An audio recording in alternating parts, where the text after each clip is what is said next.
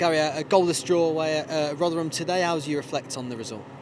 Yeah, a little bit frustrated in some aspects of the game. Quite pleased with our defensive solidity, if you like. To get a clean sheet away from home, I don't think you can ever complain about that. We knew that obviously with Neil, it was very difficult to prepare for the game because obviously Neil coming in so late, you knew that they might play a different way. I felt as though they'd play quite direct and tried to play pressure football, which I think you saw first half. They tried to pin us in, they tried to flick balls on and get bodies around it, they tried to get balls in the box. I thought they did that quite well first half and made it hard for us to find any real space. After maybe 20 minutes, it just started to settle down, and when we had a chance to pass it, we just didn't perhaps have enough brightness in the final third, really. I thought we got in some really good positions, but perhaps didn't go past enough players 1v1 to unlock the game. Second half, again, to come in at 0-0, wasn't overly displeased. Second half, just asked them to have a bit more quality. Let's take a bit more of a gamble in and around the halfway line if we've got chances to pass the ball, get on the ball, try to move the ball around. And I thought second half we were pretty dominant, really. We had virtually all of the ball, all of the territory. Just couldn't quite find that little bit of attacking quality to win us the game. But a tough afternoon, and I think sometimes when it's afternoons like that, you've got to be pleased that you're not the sort of team that comes here and gets Neil Warnock's first win, which so often happens when a new manager comes in.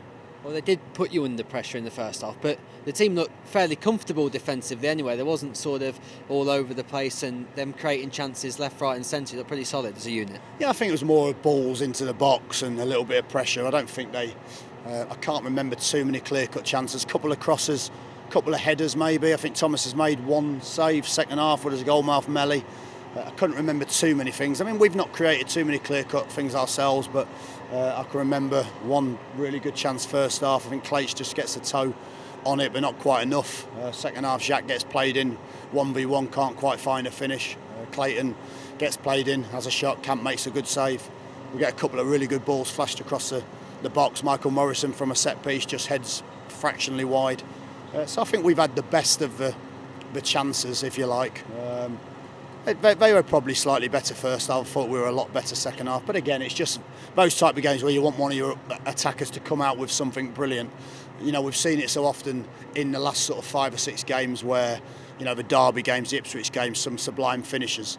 Sometimes games like this, if they don't come, you've got to make sure you take the clean sheet and take the point, and we build on. And we've actually, like I said earlier, we've actually come into a dressing room. The players kind of feel as though, and I'm sure the fans feel as though it's an opportunity lost. We've actually clawed a point on the playoffs. We're only 3 points off now, and at this stage of the season, every point you get is a valuable one. I suppose the opportunity lost feeling comes because they went down to 10 men, but it often sees when teams go down to 10 men, they seem to up their game. It can sometimes be harder to get into it yourselves. Well, I think second half, really, they dropped into their half and just tried to make it difficult. So you go down to 10 men, they drop even further in. You go down to 9 men, their only chance is a set piece, and they get 2 corners towards the end, and there's a little bit of me putting my hands over my eyes just because you don't want to throw a game away in that sense. But we've got into some good positions. We've chased as much as we could of a game. We've put Diego onto the pitch, we put Cots on, we put Viv on, and again, so we've ended up with over the 90 odd minutes, 6 or 7 attacking players on the pitch, and none of them really could come up with that little bit of genius to get the goal. So again, it's a point, we move on. I'd rather be frustrated about not winning a game again away from home when we've only lost 3 games all season just to the top teams.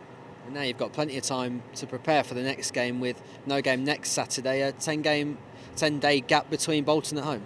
Yeah, it's going to be a strange one actually because, to find that much time and, I almost wish we were playing again next Saturday, but it'll give us a breather because we've got a tough period coming up. I think we've got some strange games, haven't we? I think we play on a Thursday, we play on a Sunday, we play on a Wednesday, we play virtually every day but a Saturday. So there's going to be a lot of work after go into the preparation, a little bit of the detail that we're going to need. But we've got a big month coming up, if you like, up until the next international break. So to get 10 days now might be a blessing.